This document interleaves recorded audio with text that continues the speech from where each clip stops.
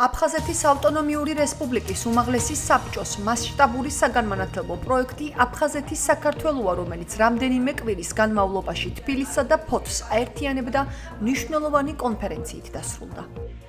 პროექტი აფხაზეთის ავტონომიური რესპუბლიკის უმაღლესი საბჭოს ოკუპირებული ტერიტორიის მოსახლეობასთან ურთიერთობისა და ინფორმაციული ტექნოლოგიების სამსახურის უფროსის ნანა კვარაცხელიას კოორდინაციით წარიმართა. პროექტი აკაკი ჩხენკელის სახელობის დარბაზში დაიწყო და ფოთის 21 საჯარო სკოლაში გაგრძელდა. იგი ახალგაზრდებისთვის ცოდნის, ემოციური კავშირისა და ისტორიული მეხსიერების გაზიარების პლატფორმად იქცა.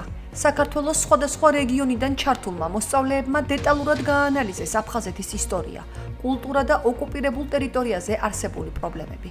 ბევრი მოხსენება მომისმენია სხვადასხვა თემაზე, სხვადასხვა სკოლაში, მაგრამ ეს იყო გამორჩეული მრავალი თვალსაზრისით.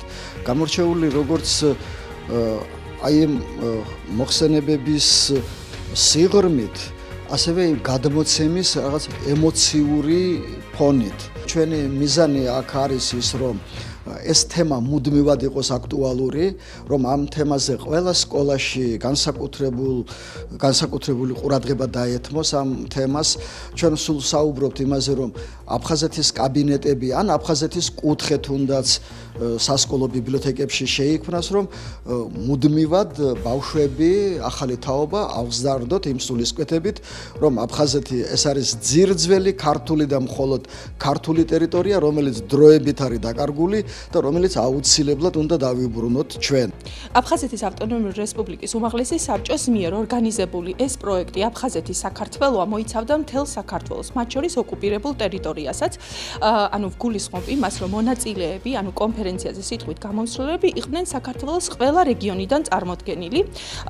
თვითონ თემა და ეს გამოძახილი, რომ აფხაზეთი საქართველოა, რომ უნდა ისმოდეს ყველა სკოლაში, სწორედ ეს გახლდა ის მოტივაცია, რატომაც დავიწყეთ ამ პროექტის ჩატარება ჩვენ და ჩვენ ვფიქრობთ, რომ მომავალშიც, ანუ ეს უკვე იქნება ტრადიცია აფხაზეთის ავტონომიური რესპუბლიკის უმაღლეს საბჭოში, რომ მსგავსი კონფერენცია ხშირად გაიმართოს და ამ სახით შევიდეთ ჩვენ ყველა სკოლაში, ყველა სკოლის მოსწავლეებს ვუთხრათ, რამდენად მნიშვნელოვანია აფხაზეთი. ფოთში გამართული შეხვედრა სიმბოლური გარემოთიც გამოირჩეოდა. სკოლის შენობაში გაიხსნა მეცნიერ ზურაბ ანჩაბაძის სახელობის აფხაზეთის ისტორიის კაბინეტი, რომელიც მომავალში ქართველებსა და აფხაზებს შორის ნდობის აღდგენასა და მშვიდობის მშენებლობაში მოემსახურება. ისტორიული მუხების ქვეშ გამართულმა საუბრებმა კი განსაკუთრებული დატვირთვა შეიძინა.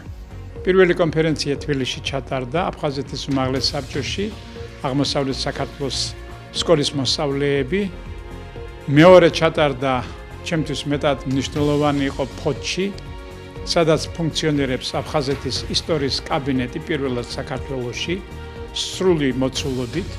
თავარი ამ კამპანიას ის ახლავს და ის გასდევს, რომ ახალგაზრდა თაობა, რომელმაც ნაკლებად იცის აფხაზეთის ომის პერიპეტიები, საერთოდ მისი გენეზისიც უნდა ნელ-ნელა შეითვისოს, რომ აფხაზეთი არა მარტო სიტყვაზეა საქართველო, არამედ ისტორიულად, კულტურულად და მენტალურად საქართველოა. პროექტის დასკვნითი ეტაპი აფხაზეთის ავტონომიური რესპუბლიკის უმაღლეს საბჭოში ჩატარდა.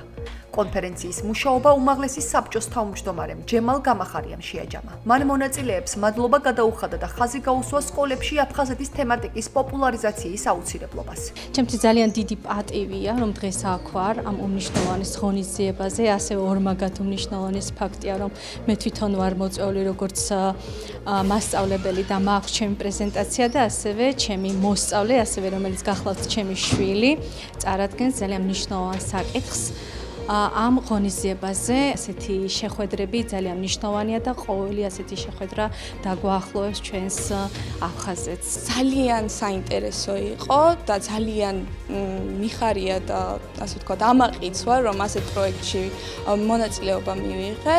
ჩემი პროექტი შეეხებოდა საერთაშორისო ურთიერთობებს, ძალიან ბევრი ცოდნა შევიძინე აფხაზეთზე და ზოგად სიტუაციაზე მსოფლიოში. შეხვედრის დასასრულს წარმატებული მომხსენებლები და პედაგოგები მადლობის სიგელებითა და სამახსოვრო საჩუქრებით დაჯილდოვდნენ. უმაღლესი საბჭოს წევრებმა და პროექტის მონაწილეებმა კიდევ ერთხელ აღნიშნეს, რომ ცოდნა და ისტორიული მეხსიერება სწორედ ის ძალაა, რომელიც ჩვენს საერთო მშვიდობიან მომავალს ააშენებს.